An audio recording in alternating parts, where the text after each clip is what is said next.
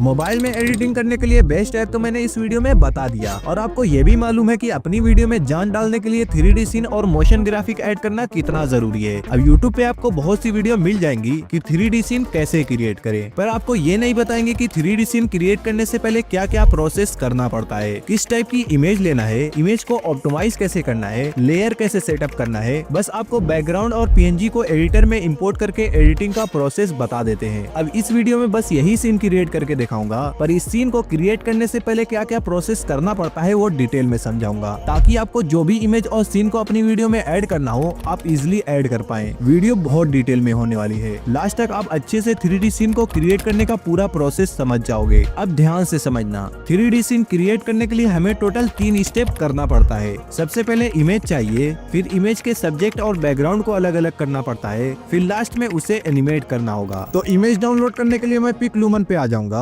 अब आप चाहो तो यहाँ से इमेज जनरेट कर सकते हो। इमेज जनरेशन के रिलेटेड मैं इस वीडियो में बता चुका हूँ, या नीचे स्क्रॉल करके इमेज फाइंड भी कर सकते हो। थोड़ा सा देखने के बाद मुझे ये इमेज मिल गई। मैंने इमेज डाउनलोड कर लिया है क्योंकि मुझे YouTube के लिए वीडियो बनाना है, और ये इमेज मैंने जानबूझकर ऐसे साइज में ली है जो YouTube के 16:9 रेशियो के साथ फिट नहीं होती, ताकि मैं आपको बता पाऊँ कि अगर इस टाइप की भी इमेज मिल जाए तो उसको ऑप्टिमाइज करके यूज कैसे करना है। अब इमेज डाउनलोड करने के बाद इमेज को ऑप्टिमाइज करना है, जिसमें हम इमेज के साइज को सही करेंगे, इमेज और बैकग्राउंड को अलग अलग करेंगे और इमेज के बैकग्राउंड को रिमूव करेंगे। अब आगे का जो भी प्रोसेस बताऊंगा वो सब आप मोबाइल पे आराम से कर सकते हो। वैसे तो ये प्रोसेस टाइम कंज्यूमिंग हो सकता है, पर मैं आपको एक ऐसी ट्रिक बताऊंगा जो आपका काफी टाइम बचा देगी। सबसे पहले आपको गूगल पे आने के बाद AI सर्च करने के बाद पहली लिंक मिल जाएगी, इसको ओपन कर देना है। वैसे मैंने डिस्क्रिप्शन में भी इसकी लिंक दी हुई है, वहाँ से क्लिक करके इस साइट पे आ जाना। अब ये टूल 100% फ्री है और इसका कोई भी सब्सक्रिप्शन चार्ज या वाटरमार्क नहीं रहता।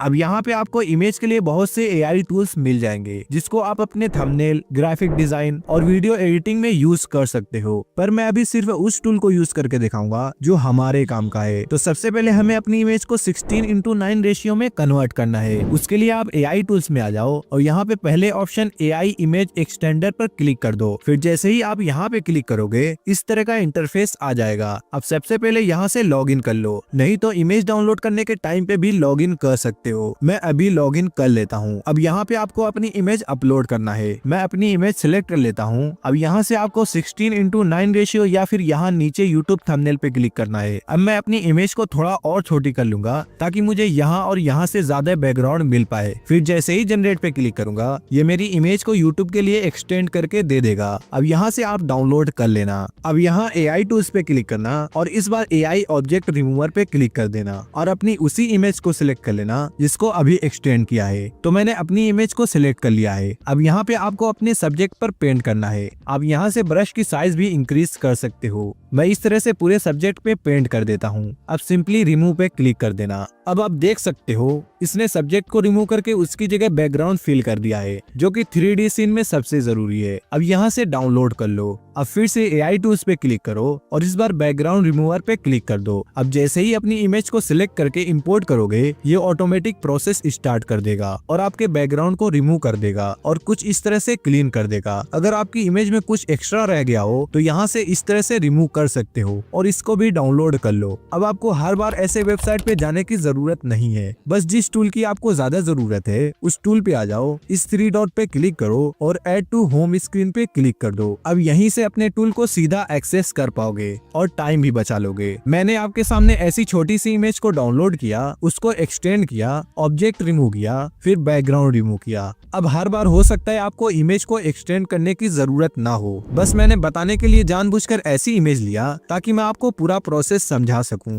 3D सीन क्रिएट करने के लिए सबसे मेन प्रोसेस यही होता है। अगर आपने इस प्रोसेस को कर लिया तो 3D सीन क्रिएट करने में बस 2 ही मिनट लगता है। इतना प्रोसेस करने के बाद हमें अपनी इमेज को एनिमेट करने के लिए अलाइट मोशन में आ जाना है। वैसे अलाइट मोशन का ये वर्जन मैंने टेलीग्राम चैनल पे डाल दिया है, वहाँ से डाउनलोड कर सकते हो। सबसे पहले इस प्लस आइकन पे क्लिक करके यहाँ से अपना रेजोल्यूशन सेलेक्ट करके क्रिएट प्रोजेक्ट पे क्लिक कर दो। अब इस प्लस आइकन पे क्लिक करो और मीडिया पे जाके सबसे पहले अपने बैकग्राउंड को सिलेक्ट कर लो। अब फिर से प्लस आइकन पे क्लिक करो और मीडिया पे जाके अपने सब्जेक्ट को सिलेक्ट कर लो। ये सेम वैसा ही दिख रहा है जैसे पहले था। पर यहाँ पे दोनों लेयर्स अलग अलग हैं। मैं सबसे पहले इसके टाइम को इंक्रीज कर देता हूँ। अब इस बैकग्राउंड वाले लेयर पे क्लिक करो, यहाँ पे मूव एंड ट्रांसफॉर्म पे क्लिक करो। अब इन दोनों ऑप्शन से कुछ इस तरह right left up and down movement कर सकते हो, पर अगर आप इस ऑप्शन पे क्लिक करके स्वाइप करोगे तो इमेज आगे पीछे होगी। मैं इसे जितना ज्यादा दूर रखूंगा उतना अच्छा 3D इन्वायरमेंट बनेगा, पर एकदम भी दूर नहीं रखना है। अब इस ऑप्शन पे क्लिक करके मैं अपनी इमेज को बड़ा कर लूंगा। ये अभी भी दूर ही है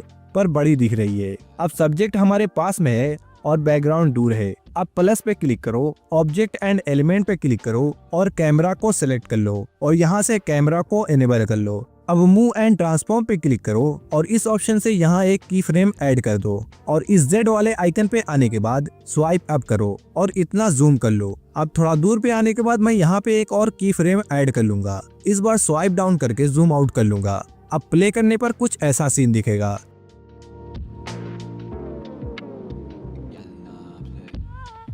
यहाँ पे आने के बाद ग्राफ को इस तरह से करोगे तो मूवमेंट और स्मूथ होगी। मैं इस रोटेशन वाले ऑप्शन पे आके यहाँ पे एक की फ्रेम ऐड कर दूंगा और 20 डिग्री तक रोटेट कर दूंगा और जहाँ पे मूवमेंट खत्म है वहां जाने के बाद की फ्रेम ऐड करके रोटेशन 0 कर दूंगा। अब अगर आप देखोगे तो ये सीन और सिनेमैटिक दिखेगी। अब आप चाहो तो यहाँ पे क्लिक करके टेक्स्ट ऐड कर दो और ट्रांसफॉर्म पे जाके यहाँ से इसको भी दूर कर दो। ये कुछ ऐसा दिखने लगेगा।